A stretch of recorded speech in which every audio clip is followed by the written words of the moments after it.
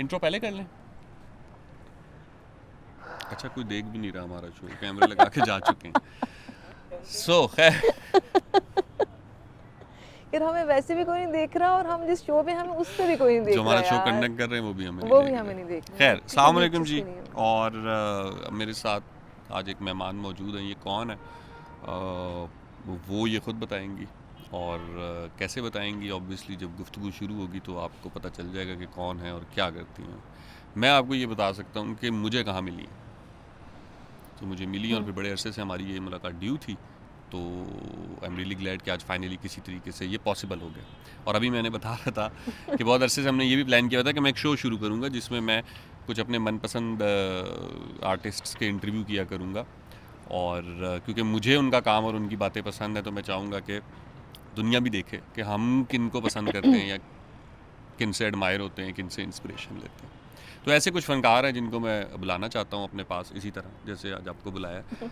तो शुमाइला हमारे साथ मौजूद हैं, और शुमाइला के साथ मेरी मुलाकात हुई इस तरीके से, तारुफ़ हुआ इस तरीके से, एक दिलचस्प सा वाक़या है कि मुझे एक रोज़ मैसेजेस आए, और मुझे नहीं पता था कौन है, बट मुझे ऑब्वियसली इंस्टा की प्रोफाइल थी तो पता चल गया अच्छा कोई शुमाइला हुसैन है। और उन्होंने मुझे कहा कि मुझे आपका काम बहुत अच्छा लगा और इस तरीके से मैं ये करती हूँ, और साथ एक दो गीत भेजती है अपने।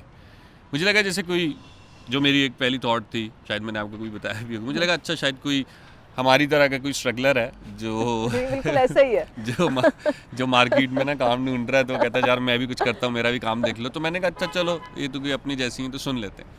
मैं गाने सुने तो गाने मुझे बहुत अच्छे लगे, गाने बहुत अच्छे लगे, और मैंने इनसे बात की। मैंने कहा आपका तो बड़ा अच्छा काम है। इन्होंने फिर मुझे अपने 3-4 और गानों के जब लिंक्स भेजे तो मुझे पता चला कि ये तो बहुत कुछ कर चुकी हैं ऑलरेडी।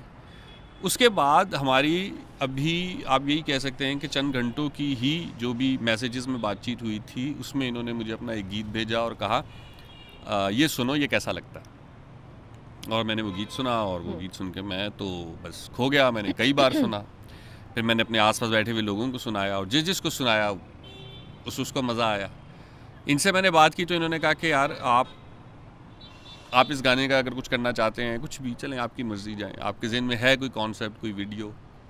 तो फिर हमने उसी 1-1.5 दिन के अंदर अंदर वीडियो बनाई, रिलीज़ की, और यहाँ से हमारा एक क्रिएटिव काम के थ्रू ताल्लुक़ बना। तो शुमाइला लिखती हैं, शुमाइला कंपोज़ करती हैं, और शुमाइला बहुत अच्छा, बहुत कमाल का गाती हैं। उड़ जा रे ट्रैक हमारा पहला प्रोजेक्ट था जो हमने इकट्ठे किया।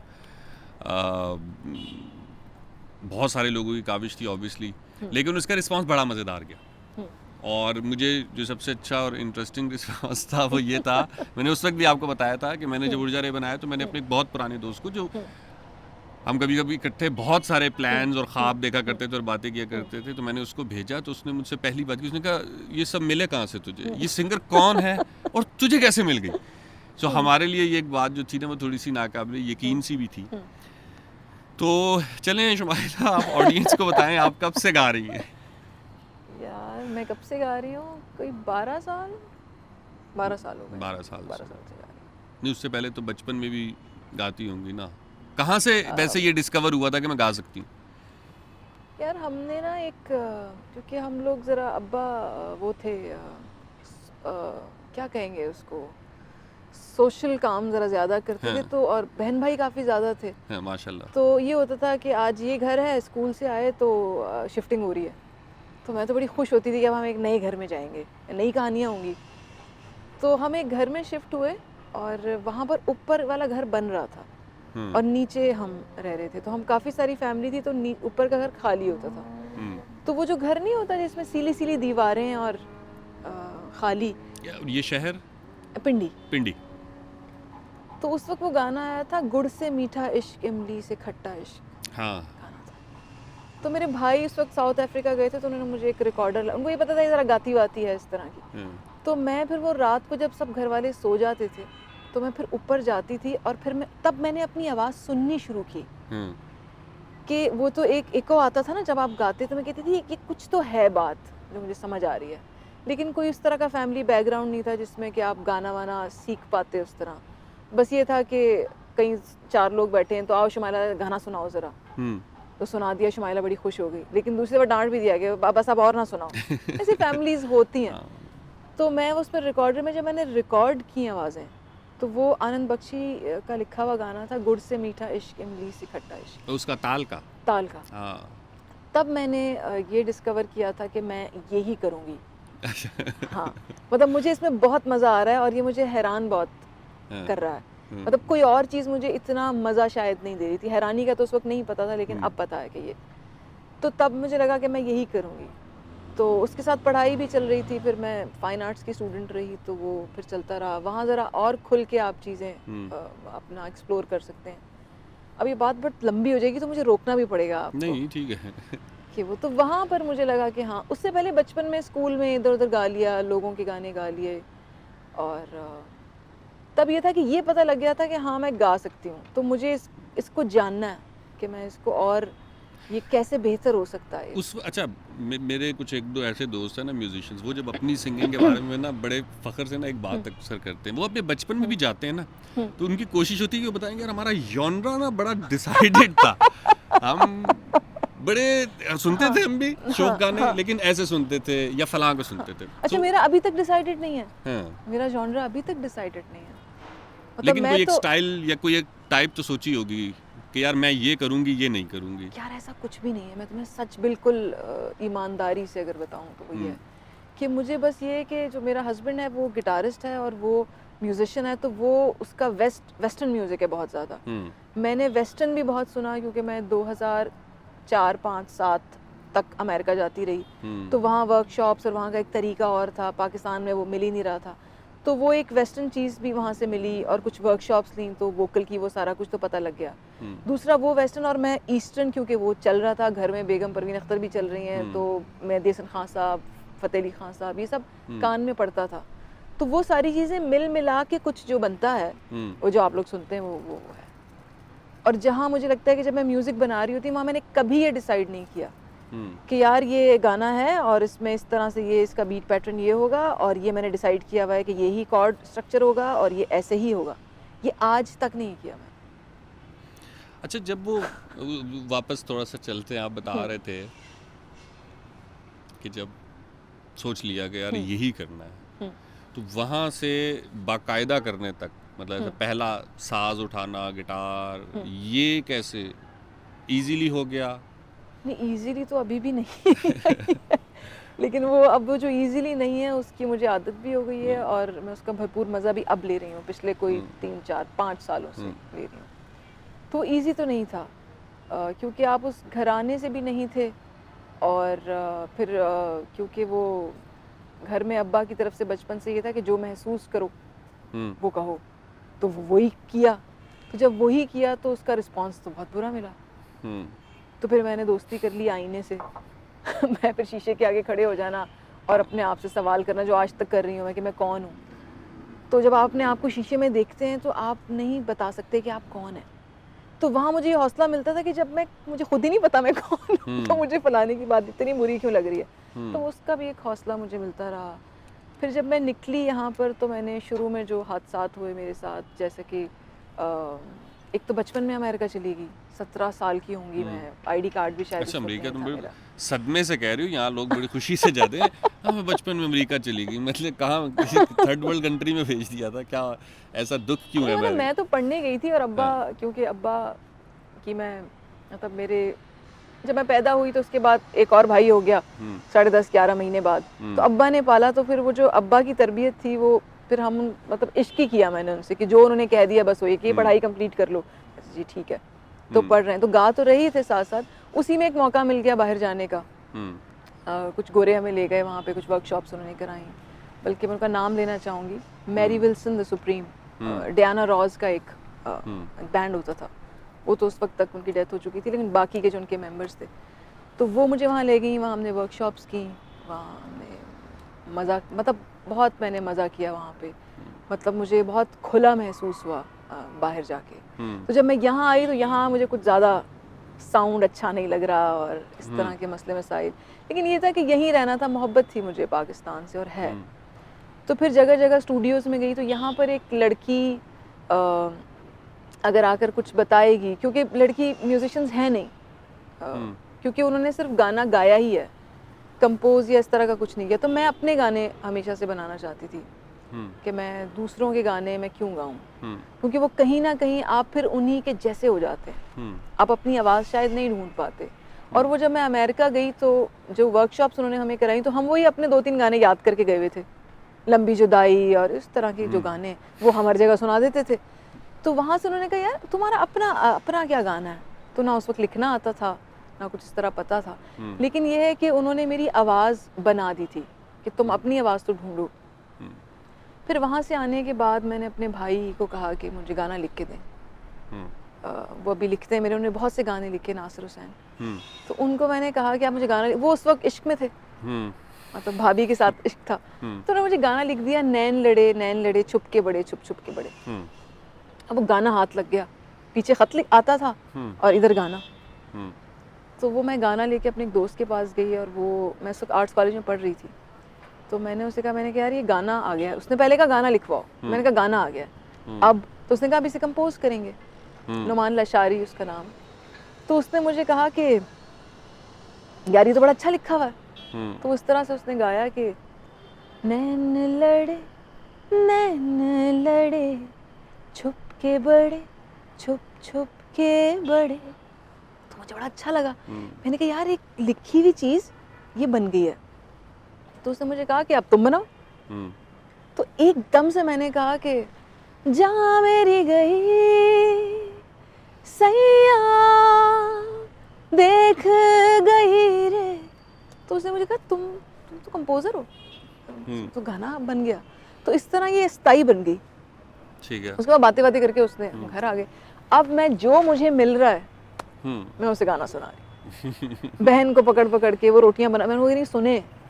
तो 1-2 बहनें थी जो जरा उनको मजा आता था, बाकी कुछ इतना वो नहीं। फिर मैं निकल पड़ी कि इसको बनाएंगे। फिर क्योंकि हर साल अमेरिका जा रही तो पैसे वैसे भी हमें मिल जाते थे वहाँ पर, तो मैंने फिर गाने बनाए, लेकिन मैं उनसे सेटिस्फाइड नहीं थी। मतलब जो बनाने वाले थे वो ऐसी थे कि बस ये पैसे हमें दे दो और हम कल गाना ले जाओ। वो कल कभी आता ही नहीं था। स्टूडियो की ख्वारियाँ और वो सारा कुछ मैंने देखा कि ये किस तरह से चल रहा है। फिर भी मुझे शायद, मैं इतनी ढीठ थी और अभी तक हूँ कि मैं उस चक्कर में नहीं फंस सकी। अब तो मैं खुदा का शुक्र अदा करती हूँ कि मैं उनमें से ही कुछ हो सकती थी जो मैं नहीं हूँ। मैं वही हूँ जो मैंने चुना। और मुझे टीना जी ने एक बड़ी प्यारी बात कही थी कि इंसान को ये तो पता होता है कि वो क्या करना चाहता है, कि हम ये करना चाहते हैं, हम ये भी चाहते हैं, हम वो भी चाहते हैं। क्या करना आप नहीं चाहते ये आपको पता होना चाहिए। तो वो मुझे शुरू दिन से शायद कहीं अंदर से ही पता था कि मुझे ये नहीं करना, मुझे ये भी, जितने पैसे लग गए पर मुझे मज़ा नहीं आ रहा। तो वो करते फिर गाने बनाते फिर एक सिलसिला अभी तक चल रहा है। और अभी भी अब शायद ज़्यादा स्ट्रगल है। मशहूर गाने कौन से हैं आपके जो ऑडियंस एकदम से कहे ओ अच्छा यार हम जिसका इंटरव्यू देख रहे हैं मैंने तो ये काम किया है? अच्छा हाँ, वो मैं बता देती हूँ यार। वो एक गाना है खामोशी, गाकर बताऊँ? खामोशी एक ऐसा टाइटल है कि इससे 1000 गूगल पे लिख दूंगा 1000 किताबें आ जाएंगी, फिल्में आ जाएंगी। ये खामोशी एक ड्रामा था। हम चैनल का नाम ले सकते हैं? हाँ, कुछ भी लें। हम टीवी का वो ड्रामा था। और वो क्योंकि कास्ट वास्ट अच्छी थी और बिलाल खान के साथ वो, फिर गाना तो मैंने अकेले ही था, लेकिन फिर वो बिलाल खान उसमें एक्ट करा था तो उसने कहा मुझे गाना भी है। तो वो गाना एमन में था और वो मेरा एक मुश्किल गाना मुझे लगता है। उसके डायनेमिक्स बहुत अजीब है। तो वो मैंने बस जिस तरह आपको बुलाया जाता है गाने के लिए, वो मैं गा के आ गई और उसके बाद वो गाना चल पड़ा। और वो अभी तक लोग मुझे टैग करते हैं और वो उसमें कोई 40-50 मिलियन उसके व्यूज हैं और वो जो भी है चक्कर। हाँ, जो मुझे नहीं पता था वो हैं। बड़े पैसे कमा लिए यार उन्होंने सिर्फ ओएसटी से नहीं। ओएसटी से पैसे कमा लिए। और फिर मैंने देखा कि वो इंडिया भी उस गाने को सुन रहा है, तो यानी कि ओएसटीज मुझे लगा कि हाँ पहुंच रहे हैं कहीं। मैंने 3 साल पहले किया था वो गाना। उससे पहले फिर जॉन इलिया का किस्से इज़हारे मुद्दा कीजिए, वो गाना उसका प्रोसेस स्लो था, लेकिन वो इस तरह चला कि पहले वो हम टीवी ने लिया मुझसे, फिर वो ARY का एक ड्रामा था मुकाबिल, उसमें वो बहुत चला। तब तक मैं क्योंकि दुबई शिफ्ट हो चुकी थी तो मुझे पता ही नहीं चल रहा था कि क्या चल रहा है क्या नहीं चल रहा। उसके बाद फिर वो गाना मुझसे आसिम अब्बासी ने अपनी फिल्म चुड़ैल्स में, वो एक वाहिद गाना है जो कि पूरा शूट हुआ है उसमें चुड़ैल्स में 4.5 मिनट का गाना है, वो लंबा है और वो उन्होंने पूरा वही ना किससे इज़हार है किससे ज़्यादा आप मिलते नहीं। हाँ, और उसका रेहान शेख की फिल्म भी थी एक, आई गेस। हाँ, रेहान शेख की फिल्म के मैंने 4 गाने किए थे, एक प्रोड्यूस किया था और गाया, मतलब वो मेरी कॉम्पोजिशन थी। वो भी लोगों को पसंद है।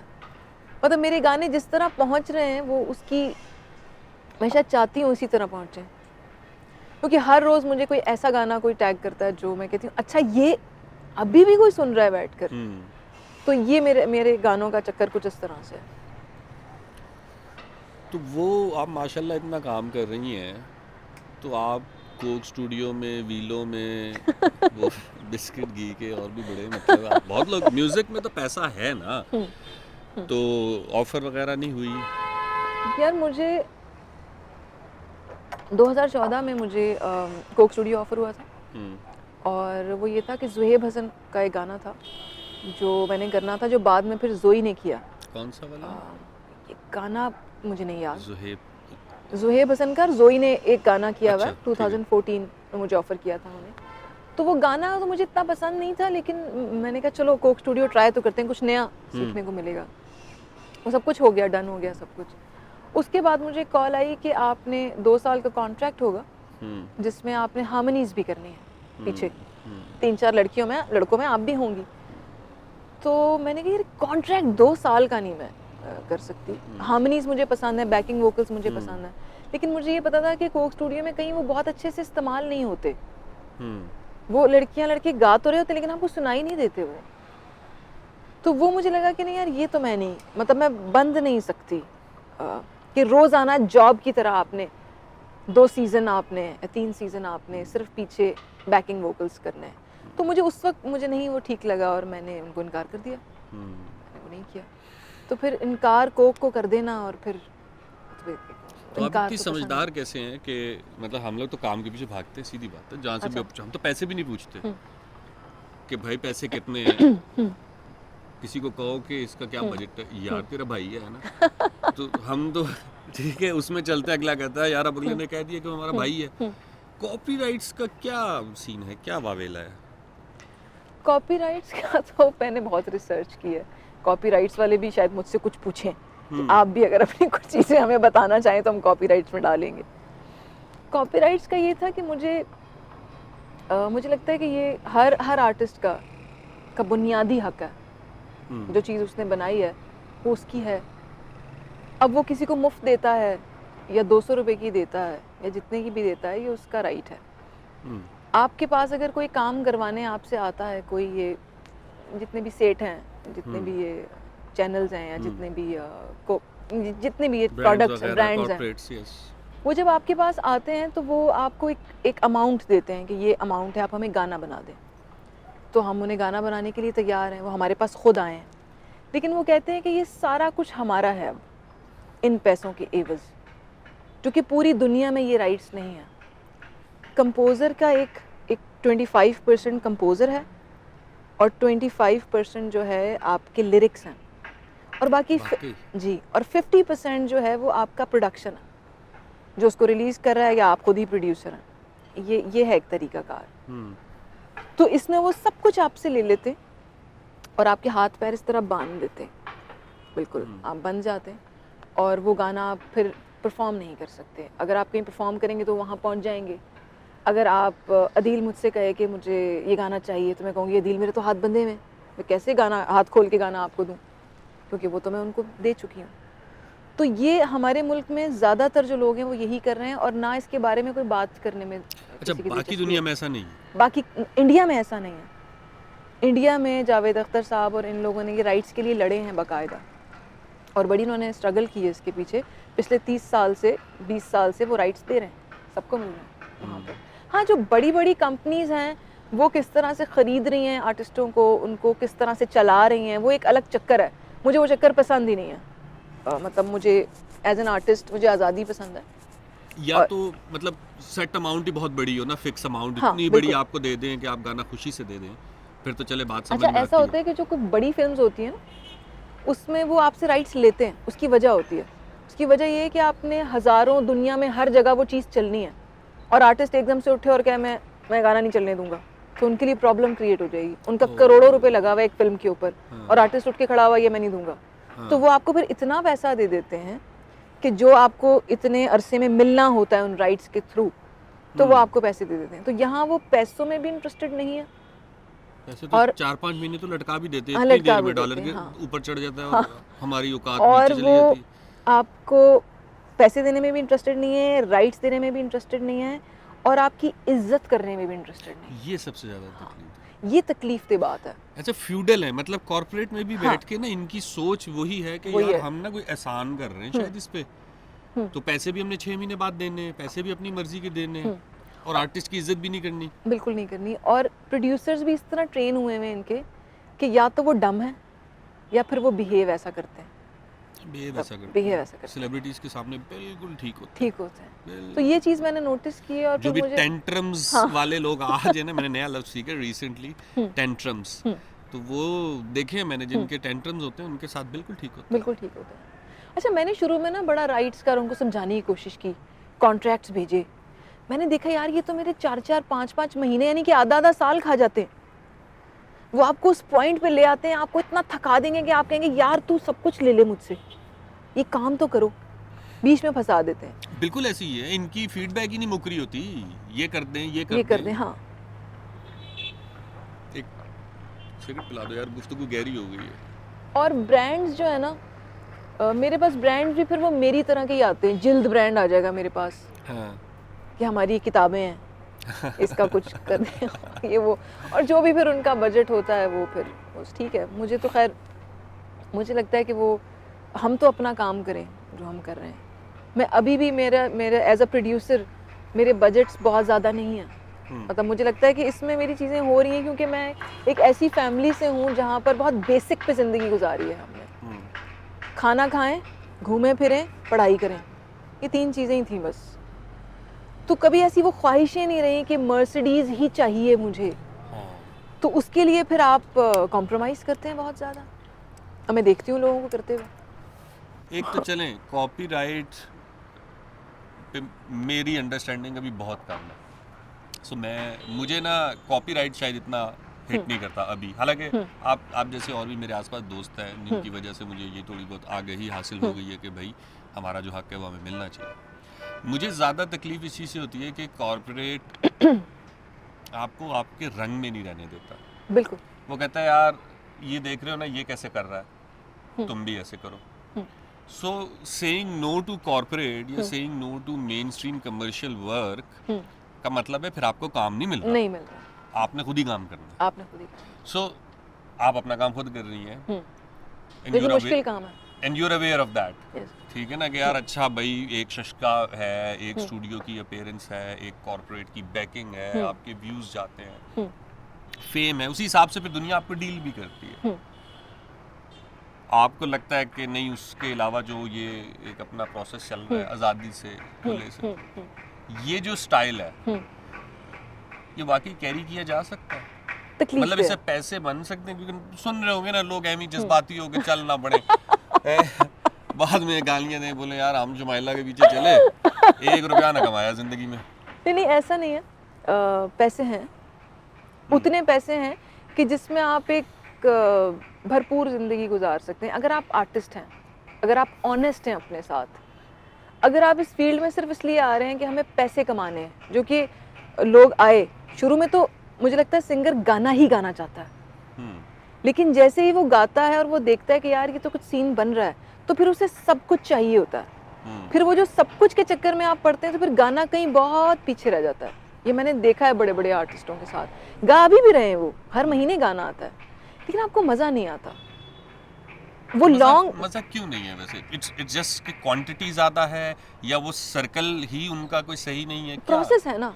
अब आपको ब्रांड तो ये कहता है कि हमें 2 दिन में गाना चाहिए, तो 2 दिन में क्या हो सकता है? एक प्रोसेस से नहीं गुजर रहे। उसमें आपको पता है कि ब्रांड ने कहा है हमें ये चाहिए, इसमें गाना बनाओ, और ये ऐसा गाना बनाना है, मतलब गानों के गाने बन रहे हैं, ये गाना है इसके जैसा गाना बनाओ, तो वो फिर यूं करके बन जाता है, और वो यूं करके आके यूं ही फिर वो कहीं चला जाता है। और लाइक्स वाइक्स तो अब सबकी ही होती हैं, मतलब 2.1 और 1.2 मिलियन से नीचे की तो कोई बात ही मुझे समझ नहीं आती। कोई भी इंसान आपसे मिलता है तो वो आपको यही बताता है, बड़े से बड़ा आर्टिस्ट, कि इतने मिलियन हमारे हो गए। अच्छा, वो जो मिलियन है वो कहाँ है, वो मतलब वो गाना फिर मेरे तक क्यों नहीं पहुंचा? फिर तो वो चप्पे चप्पे पे बजना चाहिए वो गाना। अगर आपके इतने मिलियंस हैं विद इन आवर्स, अगर इतने मिलियंस हैं तो फिर वो कहाँ है? वो हमें क्यों नहीं? क्योंकि मैं तो बड़ा देखती हूँ ये चीज़ें। लाइफ नहीं है, लाइफ है, नहीं है। लेकिन चीज़ आई हाँ। और अगले सीजन से पहले खत्म। तो वो अब इसी तरह ये ट्रेन हो गए सारे, और इसी तरह से फिर आगे वाले लोग भी ट्रेन होंगे, जो कि बड़ा नुकसानदेह चीज़ है आर्ट को लेके। वो फिर होगा नहीं। कुछ लोग जो डिसहार्ट हो गए, उन्होंने म्यूज़िक ही छोड़ दिया है, कि सब इतने बहादुर या इतने दिलेर नहीं होते ज़्यादातर लोग। तो ये सफ़र तो मुश्किल है। जब मुश्किल तो अब मुझे लगता है इंटरनेट के बाद ये भी हो गया। अभी कुछ देर पहले भी हमारी ये बात हो रही थी कि पहले तो बड़े लोगों ने चोरी वोरी कर ली ना, नहीं पकड़े गए। अब चोरी भी नहीं करनी, और हर तरफ इतना काम हो रहा है। फिर उसके बाद आपने अपना रंग जमाना है, वो अपना रंग पहले डिस्कवर करना है, बहुत लंबी मुशक्कत। अच्छा, वो पहले तो अपना रंग डिस्कवर तो करें, फिर जमाएं भी ना। तो यहाँ तो सब जमाने आ गए, खड़े हो गए आगे, तो वो एक कन्फ्यूजन भी नज़र आती है उनके काम के अंदर, कि वो उनको खुद ही नहीं पता कि वो कर क्या रहे हैं, और उस पर कॉन्फिडेंट भी हैं, क्योंकि कोई ऑप्शन नहीं है उनके पास, कोई बताने वाला नहीं है। मतलब हमारे जो पिछले सिंगर्स थे, अगर आप 30 साल पीछे चले जाएं, चले 20 साल पीछे चले जाएं, तो अगर आप किसी भी आर्टिस्ट से पूछ लेंगे सवाल कि ये एल्बम का प्रोसेस क्या था, एल्बम क्यों बनाई, ये आपको नहीं पता। आपने एल्बम बनाई है क्योंकि कंपनी उसे ख़रीदेगी इतने लाख में, वो चलेगी, हमें शोज़ मिलेंगे, हमें शोज़ मिलेंगे, हम घर बनाएंगे, हम घर बनाएंगे, हम गाड़ी खरीदेंगे, हम गाड़ी खरीदेंगे, हम प्लाजा बनाएंगे। वही गाने चल रहे हैं। अब वो कितनी देर चल सकते हैं? दौर बदलता है, चीज़ें बदलती हैं, फिर वो पीछे होते जा रहे हैं। आगे फिर वही आ रहा है जो उन्होंने पीछे छोड़ा है।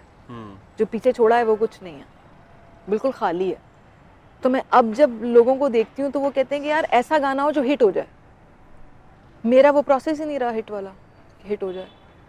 हिट हो जाए तो बड़ी अच्छी बात है, आर्टिस्ट चाहता है कि उसका गाना चले दुनिया में, लेकिन अगर नहीं हो रहा तो इसका मतलब है हम आगे गाना ही नहीं बनाएंगे, और अगर वो हिट हो जाता है तो उसी जैसे गाने बनाएंगे। तो आप क्या लर्निंग क्या है वो मुझे नहीं समझ। डू यू थिंक कि अभी बातों से तुम्हारी मैं सोच रहा था वैसे ही कि ये millions views corporate and shows, और पहले यहाँ दहशतगर्दी हो गई पाकिस्तान और बाकी दुनिया के जो बेचारे थोड़े गरीब मुल्क हैं, और फिर अब ये कोविड शोविड, तो कॉन्सर्ट्स नहीं है, गिग्स नहीं है, एक सिंगर लाइव तो गा ही नहीं रहा। लाइफ का तो सीन नहीं। उसकी सारी मतलब पुराने अगर आप उठा लोगे, जैसे हम अभी आप नाम भी ले रहे थे, मैं वही उसी से सोच रहा हूँ ना कि आपके पास एक रेंज थी कि भाई आपने फिल्मी गीत गवाना है, आपने गज़ल गवानी, आपने तराना गवाना है, तो आपके पास मैडम नूरजहां मौजूद है, आप उनके पास चले जाओ, एक ज़बरदस्त आवाज़ है उनकी, एक अंदाज। आपने फैज़ साहब को गवाना है, आपने कुछ हल्की फुल्की मौसीकी की तरफ जाना है तो आप नईरा नूर की तरफ चले जाते हैं, टीना सानी की तरफ चले जाते हैं। फिर रेशमा जी का लेवल ही नेक्स्ट है, वो बिल्कुल एक रॉ फ्लेवर लेके फिर, तो इस तरीके का एक आर्टिस्ट की एक अपनी एक बड़ी रेंज चल रही है, ठीक है। आज के दौर में भी ऑफ कोर्स आप हो, क्यूबी है, हदीका जी वैसे छोड़ गई हैं, मुझे नहीं लगता कि वो काम कर रही हैं, बट मीशा है, तो समहाउ किसी न किसी तरीके से काम तो कर रहे हैं, ठीक है। अब लाइव नहीं गा रहे, मुझे ऐसा लगता है कि जैसे शायद लाइव नहीं गा रहे, लोगों के साथ, ऑडियंस के साथ कनेक्शन ही नहीं हो रहा है, just corporate office to watching a video on YouTube. बिल्कुल। कोई इसका भी कोई हो सकता है फर्क, या कोई इम्पैक्ट हो सकता है, आपको लगता है? बिल्कुल है, क्योंकि अब सारे सिंगर्स एक से दिखाई देते हैं आपको, वो एक से कपड़े पहनेंगे, जो फैशन है वो करेंगे। जैसे आप नईरा नूर जी को देखें तो वो ऑडियंस से इंटरेक्ट ही नहीं करती थी, वो पूरा गाना नीचे देख के गाती थी, लोग उनको सुनते थे, एक्सेप्ट करते थे कि ये नैरा नूर है। किसी ने उनसे ये नहीं कहा कि आप नूरजहां जैसी क्यों नहीं आप हैं। हाँ। मैडम का अपना एक करिश्मा था, वो अपना चल रही हैं। फिर इकबाल बानो अपना एक तरीका था। और इस तरह के बेतहाशा सिंगर, मतलब दुपट्टा पहना हुआ है रेशमा जी ने और वो गा रही हैं। और वो मैंने अभी उनका एक गाना, पुरानी वीडियो मैंने देखी, लंबी जुदाई, वो गा रही थी। और जो म्यूजिशियंस थे वो मुश्किल में थे जब वो गा रही थी। वो इस तरह से गाने को गा रही थी कि वो बजा तो रहे थे लेकिन वो मुश्किल में थे, क्योंकि इतनी उनकी प्रैक्टिस थी अपने तरीके से गाने की। और वो कहीं बेसुरी नहीं थी, वो कहीं बेताली नहीं थी। यहाँ पर आज सिंगर को म्यूजिशियंस बताते हैं भाई ये करना है तुमने, ठक ठक ठक ठक ठक। अब आप इतना स्टिफ होके कैसे गा सकते हैं? आप तो खुल ही नहीं रहे। स्टेज का मतलब है कि आप खुलें, आप वहाँ अपनी मस्तियाँ करें, गाने को एक और, क्योंकि अगर लाइव भी बिल्कुल वैसा ही हो जाएगा जैसा रिकॉर्डेड है तो फिर आप कैसेट पे ही सुन लें उसे। ट्रू। तो अभी आपको एक, जैसे अभी इस शो पे मुझे लगा कि तुम लोग मुझे कुछ बताओगे कि यार आप ऐसा करें, ग्रीन कुछ पहन लें हैं, या फिर वो होता है ना लाइट का इशू हो जाता है, आप वाइट ना पहने तो ब्लैक पहने और ये वो, और आप बाल वहाँ से ब्लो ड्राई करा लें या वहाँ से वो करा लें, तो फिर ये इंटरव्यू तो ना हो पाता मुझसे, मैं उसी चक्कर में लग जाती। तो अब ये इस तरह का सीन है कि आपका क्या ब्रांड है, आपने किस ब्रांड के साथ काम किया हुआ है, और आप अगर अपनी तस्वीरें लगा रहे हैं तो वो कितनी फिल्टर लगाएं उस पर, मतलब मैं बदल ही जाऊं, मुझे कोई मिले तो पहचाने ही ना मुझे। और वैसे आप रोज एक जैसे तो हो भी नहीं सकते ना, बिल्कुल नहीं हो सकते। तो अगर आप, मैं लेट्स से आपको आपके इंस्टा पे फॉलो कर भी रहा हूँ, why you have to be a perfect every day? हो सकता है आप मुझे किसी दिन आपकी शेव बड़ी भी हो या आपके बाल ना बने हुए हों, आप एक आम इंसान भी तो है ना, वो ठीक है, मुझे समझ आती है कि हमेशा से स्टार्स का एक होता है, दिलीप साहब भी अपने फेस के बारे में बड़े कॉन्शियस थे, समझ आती है स्टार्स का एक जो स्टार्स का होता है, मुझे लगता है आर्टिस्ट का नहीं होता। हाँ, मतलब मैं थोड़ा सेलिब्रिटीज, जैसे सेलिब्रिटीज और आर्टिस्ट का फर्क अब खत्म हो चुका है। सेलिब्रिटीज का एक और है चक्कर, उनका काम ही है फेक दिखना, वो चीज़ें करना जो किसी के घर में नहीं होती, वो कपड़े पहनना जो कोई नहीं अफोर्ड कर सकता, वो खाने दिखाना कि हम ये खाते हैं, चाहे वो उसके शॉट के बाद वो कुछ और ही खा रहे हो बैठ के, लेकिन वो दिखाते हैं। बिरयानी खाते हैं। हाँ, और आर्टिस्ट नहीं होता। सेट पे बिरयानी आती है, मुझे पता है। तो वो मुझे लगता है कि वो ही रखना चाहिए। बाकी तो आप वैसे जैसे आप अपने घर में होते हैं वैसी तो मैं भी नहीं हूँ यहाँ पर, वैसे तो आप भी नहीं है यहाँ पर। वो इतना फर्क तो ठीक है, लेकिन जितना फर्क अब हो गया है वो तो फिर आप रहते ही नहीं है वो जो आप हैं। एंड आई थिंक जो अब एक नई लॉट आती भी है ना, वो भी शायद फिर काम से ज्यादा फौरन उस पीक को पकड़ने के मूड में जल्दी है। हाँ, मतलब उन्हें ये बताया जाता है कि भाई तुम जिम ज्वाइन करो फौरन। हाँ, अच्छे एक्टर के लिए जिम बड़ा जरूरी है, और तुमने ये कपड़े इस तरह पहन के अपने फोटो शूट्स करवाने हैं और ये करना है, ये करना है, तो काम मिलेगा तुम्हें। तो फिर वो जो उसका आर्ट है जिसके लिए वो आया है, वो तो आपने पहले ही मार दिया। वो तो डर गया, उसने कहा कि यार यही करना पड़ेगा क्योंकि ये सारे बड़े लोग यही बता रहे हैं। और ये ठीक ठाक एक्सपेंसिव है, मतलब मैं वैसे ही हाँ, सोचता हूँ ना एक स्ट्रगलिंग एक्टर के लिए कि वो अपने कपड़े, अपना हुलिया, और फिर ऑब्वियसली आप इतनी दूर दूर शूट रख लेते हैं तो वो बेचारा गाड़ियाँ करा के आना जाना, या तो एक नए आदमी के लिए तो आपने आर्ट ऑलरेडी बड़ा, मतलब अगर वो कमर्शियल काम भी करेगा तो बड़ा मुश्किल है उसके लिए, तो फिर मेंटेन करे। मुझे तो आप इस बात पे दाद देंगे ना कि मैं पहन आई हूँ अपने मियाँ का स्वेटर क्योंकि मुझे पसंद था ये कलर। नहीं, अच्छा, वैसे अच्छा भी लग रहा है, तो मैंने कहा यार बस ये पहनते, तो फिर इसके लिए एक खास हौसला आपको चाहिए। बट आई थिंक शायद नहीं यही अगर वो कॉन्फिडेंस, वो जो हमें मुझे लगता है शुरू में शायद हर एक को अपने ऊपर ना, अपने एक रंग के ऊपर, अपने एक स्टाइल पे कॉन्फिडेंस होता है जो हम रफ्ता मारते हैं कि पहले स्कूल में या घर में कि यार ये क्या कर रहे हो, ये ना करो, ये ना पहनो, ऐसे चलो। वो मरते मरते फिर वो कौन इतनी ढिठाई रखे कि नहीं यार मैं ऐसे ही चलूंगा, वो ये मुझे लगता है कि तो नए आर्टिस्टों के लिए मैं फिर ऐसा करता हूँ ना कि जो थोड़े से काम में इंटरेस्टेड टाइप लोग हैं, आपकी प्रोफाइल वगैरह नीचे इधर दे दूंगी, राब्ता कर सकते हैं आपसे। बिल्कुल, मुझे तो सब लोग राब्ता करते हैं और हम अपने भाषण देते हैं। अब जिंदा हैं, टेंशन्स तो नहीं है आपके? अब जिंदा हैं तो बात तो करेंगे। हाँ, नहीं जरूरी तो है। अभी देखें, जैसे घड़ी ने मुझे कह दिया है कि आप इतनी देर से बैठी हैं, उठें, खड़ी हो, वॉक करें। तो ये मेरे ख्याल से कोई आधे पौने घंटे बाद ये आपको जगा देती है कि उठें, चलें फिरें।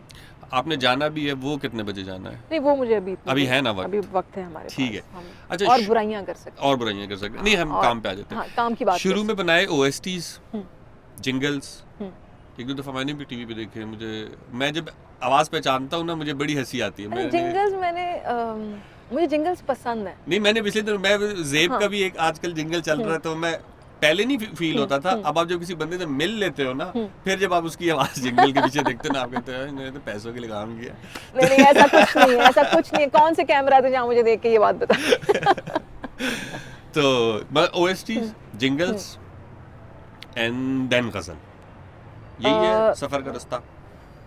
हाँ, ऐसा ही है। फिर मैंने फिल्म 2-3 फिल्म्स का म्यूजिक किया मैंने। फिल्म का म्यूजिक, वो फिल्में रिलीज नहीं हो सकी बदकिस्मती से, लेकिन ये है कि वो प्रोसेस बड़ा इंटरेस्टिंग फिल्म का म्यूजिक। और गज़ल, क्योंकि मुझे गज़ल ये फॉर्म ही बहुत पसंद है, तो मुझे लगा मैं इसको कैसे एक्सप्लोर कर सकती हूँ। फिर जॉन एलिया एक बहुत मुख्तलिफ शायर थे, उनको कंपोज करना मुश्किल था, लेकिन फिर जब आप शायर की थॉट या उसका एक्सप्रेशन समझ जाते हैं तो फिर वो उतना मुश्किल नहीं रहता। फिर वो मुश्किल में आपको मज़े आने लगते हैं कहीं। तो वो ये अजान, हाँ, 5 मिनट की ब्रेक कर सकते हैं। हाँ, ब्रेक कर दो यार जी। जॉन एलिया क्यों, जॉन एलिया यूं कि वो कहीं मुझे लग रहा था कि जो जिस सिचुएशन में मैं थी या जो चीज़ें मैं उस वक्त महसूस कर रही थी, तो मुझे लगा कि मुझे उनकी बात ना कहीं लग रही थी दिल में। समझ तो इतनी नहीं आ रही थी, लेकिन जैसे किससे इजहार मुद्दा कीजिए, आप मिलते नहीं हैं क्या कीजिए। तो मुझे ऐसा लग रहा था कि अब जो मैंने फैसला ले लिया है कुछ करने का या जिसमें मुझे मज़ा आ रहा है, उसमें कोई मुझसे मिलना ही नहीं चाह रहा। सब मुझे रोक रहे हैं इस चीज़ से। तो उसकी क्यूरियोसिटी भी थी, यार मैं ये कर तो जाऊँगी जो मैं कर रही हूँ। तो ये भी वजह थी। फिर ऐसा तो नहीं था कि मैंने 2 दफ़ा कुछ चीज़ें उनकी पढ़ी और मुझे सब समझ आ गया।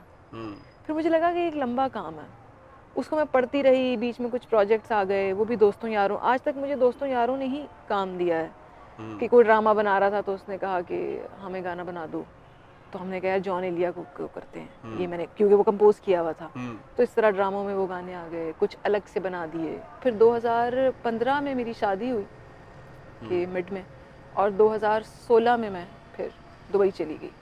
और फिर जितना भी मैंने ये एल्बम जॉन एलिया को जो पढ़ा और काम किया, वो मैंने दुबई में किया।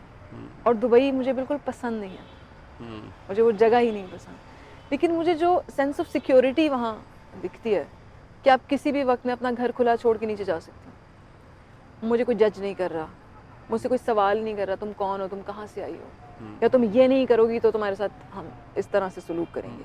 तो वो जो मुझे आज़ादी मिली, तो मुझे लगा कि फिर इस ज़मीन का क्या फ़ायदा है जिसके लिए आप मर रहे हैं इस तरह से।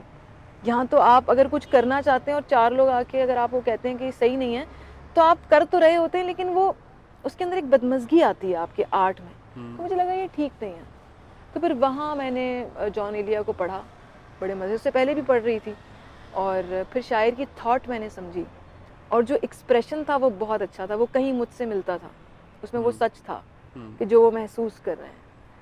तो वो होते होते बस खुद ही फिर चीज़ें वक्फे के साथ जिस तरह मेरे तक वो पहुँचते गए, वो होती गई, और फिर वो एक एल्बम की सूरत में वो एक एल्बम बन गई। और बीच 3-4 गज़लों के बाद मुझे पता लग गया कि मैं ये आगे कोई 10-12 गानों की एल्बम, गज़लों की एल्बम मैं बना सकती हूँ। और इसको हम इस तरह से बनाएंगे कि जो इस वक्त मुझे एक स्किल सेट भी कहीं ना कहीं सेट हो ही रहा होता है और आपको पता नहीं चल रहा होता, तो वो भी हो गया था। और जब वो बनी तो मैंने उसको उतना ही रॉ रखा कि यार जो इस वक्त हो रहा है ना, इस मोमेंट में जो भी मैं जिस भी फेज से गुजर रही हूँ, दुबई में रहना कोई आसान काम नहीं है, तो उसके होते होते, और वो जॉन एलिया भी एक मुश्किल इंसान भी थे और शायर भी, तो तकलीफ उन्होंने मुझे बड़ी दी है, लेकिन फिर वो एक वक्त होता है फिर आप उससे बाहर आ जाते हैं। तो उससे मैंने ये भी सीखा कि अगर शायर जो बात कह रहा है वो अगर उसको मानता नहीं भी है, लेकिन वो आपको सिखा देता है कुछ, कि मतलब मैं गंदी सी हालत में कहीं कोने में पड़े रहना नहीं चाहती। मुझे आर्ट ने, मुझे लगता है मुझे बहुत सलीका दिया, मुझे रिफाइन किया मज़ीद, शायर ने ख़ास तौर पे, क्योंकि मुझे लगता है उसकी जो इमेजिनेशन है वहाँ उस पॉइंट तक अगर आप पहुँच जाते हैं अपनी ही इमेजिनेशन के साथ, तो वो एक बड़ी इंटरेस्टिंग चीज़ है जो मुझे शायर हैरान करता है। और अगर ज़िंदगी में हैरानी है तो ज़िंदगी अच्छी गुजर सकती है।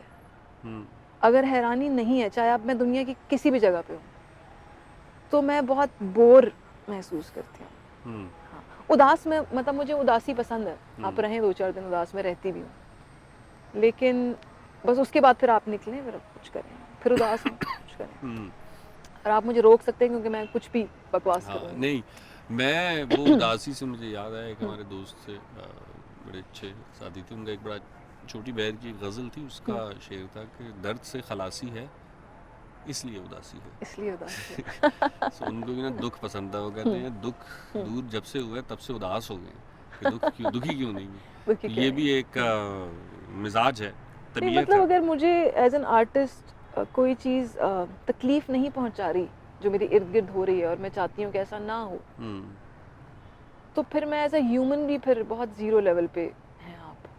मतलब मुझे घुटन भी होती है, मुझे एज एन आर्टिस्ट अभी तक मुझे तकलीफ़ होती है, और मैं रोती भी हूँ, और ये सारा कुछ होता है, और मैं ये बताना चाहती हूँ लोगों को कि ये बड़ा नॉर्मल है, ये बिल्कुल होना चाहिए, और इससे बिल्कुल नहीं छुपाना चाहिए, और घबराना तो बिल्कुल नहीं चाहिए। हाँ, उस लम्हे में ये सब चीज़ें होती हैं, जैसे मैं अपने किसी दोस्तों से लड़ पड़ती हूँ जब, तो वो होता है कि अब ज़िंदगी ख़त्म, बस अब नहीं होगा, लेकिन 2 घंटे बाद मैं उन्हें कॉल करती हूँ, तो वो नहीं उठाते, 2-3 के बाद मैं उन्हें मैसेज करती हूँ, मैं कहती हूँ भाई देखो वो उस लम्हे में हुआ, अभी इस लम्हे में मैं तुमसे बात करना चाहती हूँ, मैं तुम्हें अपनी पूरी जो 10 साल हमने गुजारे उस पर जज कैसे मैं तुम्हें कर लूँ। तो ये बात मुझे शायरी ने सिखाई। इससे पहले यही था कि आप उस तकलीफ में रहते हैं, और फिर उस तकलीफ को ग्रो करते हैं अपने अंदर बहुत ज़्यादा, और फिर जो चीज़ उसकी आपको इतनी सी बुरी लगती है वो इतनी सारी हो जाती हैं, तो वो फिर आप वो तकलीफ में नहीं है, फिर अब आप तकलीफ में। तो वो मुझे लगा कि नहीं यार, एक तो पहले ही इतनी तकलीफ है फिर ऊपर से ताल्लुक़ की भी तकलीफ है, तो वो ठीक नहीं है। और मुझे शायरी ने शायद ये भी कहीं सिखाया कि मुझे बताया कि ताल्लुक़ नहीं ख़त्म हो सकता अगर वो बन गया है, तो वो मैं कभी ख़त्म नहीं कर पाई। हाँ, उसमें गैप ज़रूर आ गए, लेकिन वो ख़त्म करना मुझे लगता है इंटेंसिटी, हाँ, या वो कह सकते हैं कि नौइयत तब्दील हो जाती है, लेकिन जो हो चुका वो अब पार्ट ऑफ तो बन चुका है ना, बिल्कुल, उसने कहाँ जाना। गज़लें 10 गई जॉन की, 10 गज़लें मैंने 12 बनाई थी। हाँ, 10 रिलीज़ की। 10 रिलीज़ की। एक तो थी उदासी। अच्छा, गज़लों के तो उन्वान नहीं होते, लेकिन बहरहाल हम मतलब वैसे ट्रैक का वो टाइटल होता है, उदासी। और दूसरी थी किससे इज़हार मुद्दा कीजिए। तीसरी किस तरह छोड़ दूं, जो बहुत सुन रहे हैं लोग। किस तरह याद है? हाँ, ये हो गई। अच्छा, उसके बाद थी वो मेरे, अब वो धुन आ रही है धुन आ रही है, कहीं से आ रही है, धुन आ रही है, बोल नहीं आ रहे यार, वो जो थोड़ी अपलिफ्ट सी है, क्या उसका नाम? बहुत दिल को कुशादा कर लिया। बहुत दिल को। तो कुछ सुने, क्या कहते हो? सुनते वैसे तो फराज को होना चाहिए था यहाँ पे। हाँ, जो आपके क्योंकि साथ। हाँ, मेरा हस्बैंड है फराज। हस्बैंड के अलावा म्यूजिशियन है। म्यूजिशियन है, और उसके बगैर ये एल्बम नामुकम्मल थी। मतलब बन तो जाती फिर भी, लेकिन वो जो फील एक है। उसका कैसा मिजाज है म्यूजिक को लेके, कि यू बोथ आर लाइक एक जैसे हैं या नहीं? बिल्कुल भी नहीं एक जैसे। हाँ, हम बहुत लड़ते हैं, मतलब बहुत लड़ते हैं। म्यूजिक जब बन रहा होता है तो उसमें बहुत हमारे, दो आर्टिस्टों का रिलेशनशिप में होना और एक साथ काम करना इज कॉम्प्लिकेटेड, बहुत कॉम्प्लिकेटेड है जी। इसको हमने सॉल्व किया है किसी तरीके क्योंकि से। आप किसी का काम रिजेक्ट वैसे करो इज समथिंग एल्स, और आप रिलेशनशिप में हो, आप कहोगे यार ना ये वाला नहीं मजा आ रहा, थोड़ा गेंदुई वाली बात है कि फिर मुझे I just want to understand कि मुश्किल है नहीं? मुश्किल है, मतलब मैंने तो एक टाइम पे मैंने कहा यार ये तो हम म्यूजिक कर सकते हैं, हम साथ रह सकते हैं कोई एक, और अब तो शायद मैं म्यूजिक भी नहीं करूंगी तुम्हारे साथ, क्योंकि मैं बड़ी एग्रेसिव प्रोग्रेसिव, वो मुझे कहता है, कभी मुझे कहता है तुम एग्रेसिव हो, तो मैं भी गुस्से से उसे देखूंगी तो प्रोग्रेसिव भी हो तुम ऐसी भी हो, तुम ऐसी भी हो। लेकिन ये है कि वो भी वक्त के साथ साथ फिर आपको पता लग जाता है कि इसके बगैर नहीं है गुजारा, और उसे भी पता, उस इंसान को भी पता लग जाता है इसके बगैर गुजारा नहीं है। तो फिर कुछ चीज़ें कुछ उसूल मैंने बना लिए हैं, कुछ उसने बना लिए, तो अब हम जब काम करते हैं मिलके, तो ये होता है कि मैं कॉम्पोजिशंस बनाऊंगी और इन चीज़ों को मैं देखूंगी, ये मेरी चीज़ें हैं और अब ये तुम्हारी चीज़ें हैं, तो फिर आप आज़ाद हैं। उसमें भी कहीं बहुत सारी ऐसी चीज़ें होती हैं जहाँ पर मैं कहती हूँ कि हाँ, मतलब मुझे जो चीज़ मैं सुनती हूँ और मुझे अच्छी लग जाए, क्योंकि वो प्रोड्यूसर है ना, तो वो एक अलग तरह से देखता है उसे कि यार ये ना ये चल नहीं रहा, यूँ कर लेते हैं। अच्छा, मैं ये कहती हूँ नहीं यार ये अच्छा सुनने में अच्छा है। वो कहता है यार ये इसका क्राफ्ट वाइज जो है ना, ये इसमें ये कुछ गड़बड़ है। तो मैं कहती नहीं, ये सुनाई अगर ठीक दे रहा है तो हम इसे रखेंगे। तो ये हमारा एक क्लैश होता है। दो अलग कान भी तो हो सकते हैं ना, मतलब आपका सुनना, उसका सुनना, बिल्कुल ये भी फर्क हो सकता है। ये हो सकता है। लेकिन मुझे लगता है कि पहले तो मैं अपने आप को बहुत संजीदा लेती थी जैसे, फिर बहुत अरसे बाद पता लगा कि भाई क्यों मैं अपने आप को इतना संजीदा ले रही हूँ, मैं कौन हूँ।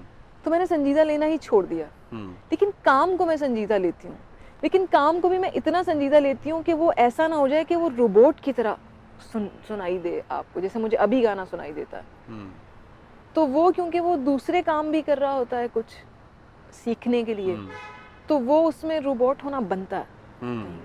और मैं हमेशा से इतनी दिलेर शायद रही हूँ कि मैंने वही किया है जो मैं करना चाहती हूँ। अब उसमें नुकसान होता है कभी, और कभी फायदा होता है। हाँ, वो तो फिर पार्ट ऑफ द गेम है ना, हमेशा विन विन तो नहीं हो सकता। विन विन नहीं हो सकता, लेकिन मुझे तो नुकसान में मुझे लगता है कि मैं जीती हूँ जैसे। हाँ, अगर चीज़ अच्छी निकल आई है तो आपका दिल मुतमईन और राजी है तो बस ठीक है ना, जिसको आप खुद बाद में देख सकते हो, सुन इसलिए वो आप मुझे जिंगल्स की बात कर रहे थे ना, तो मैंने बहुत कम जिंगल्स गाए हैं, लेकिन जो मेरे पास आए वो मैंने बहुत कम किए हैं। तो मुझे लगता है कि ये आपको ना एक ऐसे चक्कर में फंसा देता है कि एक बहुत बड़ी अमाउंट मिल रही है, तो आप फौरन दिमाग में सोचते हैं कि इसका हम ये कर लेंगे, और फिर वो आपको कहते हैं ऐसे नहीं ऐसे करो, फिर आप वो करते, और वो 30 सेकंड में सोचना, हर चीज को बहुत बहुत क्विक देखना, वो मैं नहीं देख पाती। जिंगल्स भी अगर मैंने बनाए तो मैंने फिर वो लिख भी दिए, फिर किसी तरह करके कुछ उनको कन्विंस करके कि यार बेहतरीन जीले जी, बेहतरीन पीले जी, इस तरह का कुछ कर दिया उसमें कि यार वो मजा रहे उसके अंदर, वरना तो बहुत रोबोटिक है वो। खैर, आपके साथ कॉन्वर्सेशन तो बड़ी मजेदार है, लंबी चल रही है, और हम तो बैठ के घंटों बात भी कर सकते हैं। बिल्कुल, मैं तो ये है कि आपने बहुत अरसे से मैंने बात नहीं की, 3 साल से, तो बहुत बात है मेरे पास करने को। बातचीत तो भी चलती रहेगी इंशाल्लाह। हम होपफुली प्लान कर रहे हैं कि हमने जॉन एलिया पे एक हम लाइव शो भी करेंगे। सो लाहौर में लेट्स सी कब कर पाते हैं। अभी बस ये है कि वो वाली बात है कि सिंगर हाथ आया और फिर आप ना सुने, गाना ना सुने। बात तो इंतहाई क्लीशे है और ये तो तुम्हारा एक जुमला है ना, वो भी। हाँ, आई लव क्लीशे, लेकिन ये है कि वो है ना, आदत है हमारी। अच्छा यार वो फलां बड़ा अच्छा गाता, चलो फिर एक सुन लेना यार, या अगर किसी का कोई और हुनर है तो आ गए हैं तो अब फिर हमें भी दिखाएं या सुनाएं। यार दोस्त, गिटार पकड़ाते हो? उसको आपको रोकना पड़ेगा प्रोग्राम, क्योंकि मैं उसको जरा ट्यूनिंग देख लूं उसकी, और ये सारे चक्कर तो होंगे। नहीं, वो आप करते रहो, हम बाद में काट लेंगे। इतनी, अरे देखो भाई पीछे गिर जाओ। और बहुत ज़्यादा कोई, क्योंकि साउंड तो उस तरह रिकॉर्ड हो नहीं रहा ना गिटार की, उस तरह तो आएगी नहीं आवाज़।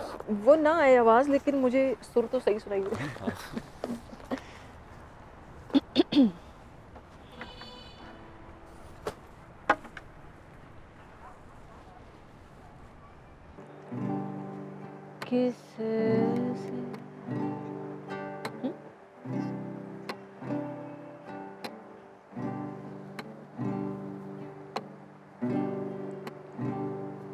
किससे इज़हारे मुद्दा कीजिए, आप मिलते नहीं हैं क्या कीजिए,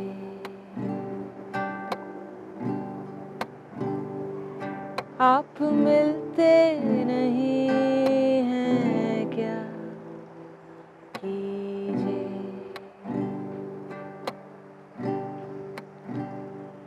मुझको आदत है रूठ जाने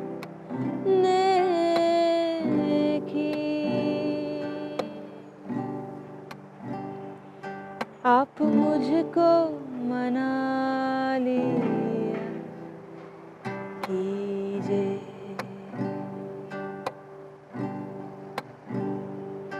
आप मुझको मना लिया कीजिए,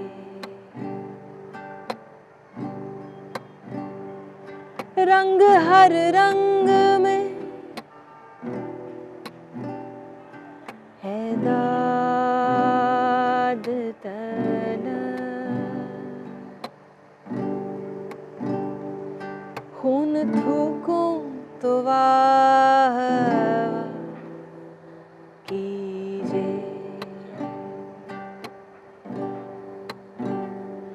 खून थूकूं तो वाह कीजिए,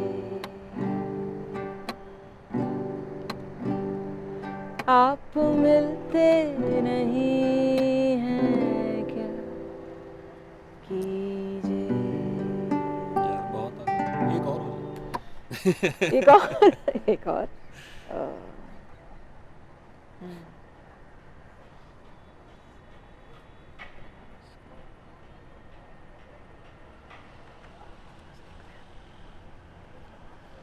केपो ने जिंदगी आसान कर दी। अच्छी बात।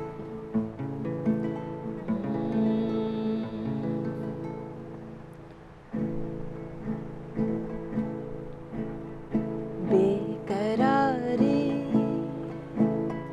बेकरारी सी बेकरारी है, वसल है और फिराक तारी है, वसल है और फिराक तारी है, जो गुजारी ना जा सकी हमसे, हमने वो जिंदगी गुजारी है। बेकरारी बेकरारी सी बेकरारी है, वसल है और फिराक तारी है।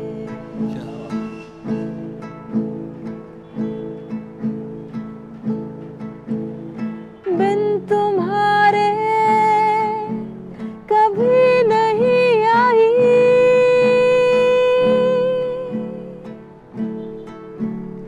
बिन तुम्हारे कभी नहीं आई, क्या मेरी नींद भी तुम्हारी है। बेकरारी सी बेकरारी है, वसल है और फिराक तारी है।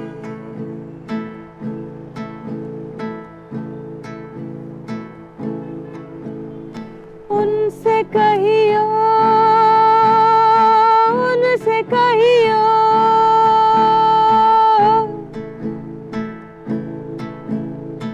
उनसे कहियो कि दिल की गलियों में रात दिन तेरी इंतजारी है। बेकरारी सी बेकरारी है, वसल है और फिराक तारी, वसल है और फिराक तारी, वसल है और फिराक तारी है। कुछ सुर गए होंगे मेरे तो उसके लिए यार बहुत आला एहसास हुआ, तो गुम थे, बहुत मज़ा आया। सो शुमाइला इंशाल्लाह दोबारा फिर हम बैठेंगे। दोबारा बैठेंगे हाँ दोबारा बैठेंगे, पाकिस्तान में है, हमें क्या मसला है। सो दोबारा बैठेंगे और गपशप करेंगे। मुझे मज़ा आया। हाँ नहीं मुझे भी बहुत अच्छा लगा, और सबसे अच्छा तो ये लगा कि चलो तुम आ गई तो तुम्हारी वजह से एक आगाज़ तो हो गया ना। कोई मैसेज तो नहीं देना मुझे? नहीं मुझे कोई मैसेज नहीं, ये पहली बस ये शूट हो गई है। अब मुझे उम्मीद है कि मैं इंशाल्लाह बाकी और भी आर्टिस्ट, मतलब मैं वो आर्टिस्ट हूँ जिसने आके इस शो का आगाज़ किया सर। आपने बिस्मिल्लाह कराई, देख लिया। अब अपनी जिम्मेदारी पे है ये सब कुछ। आपसे हमने दुआ खैर करवाई है।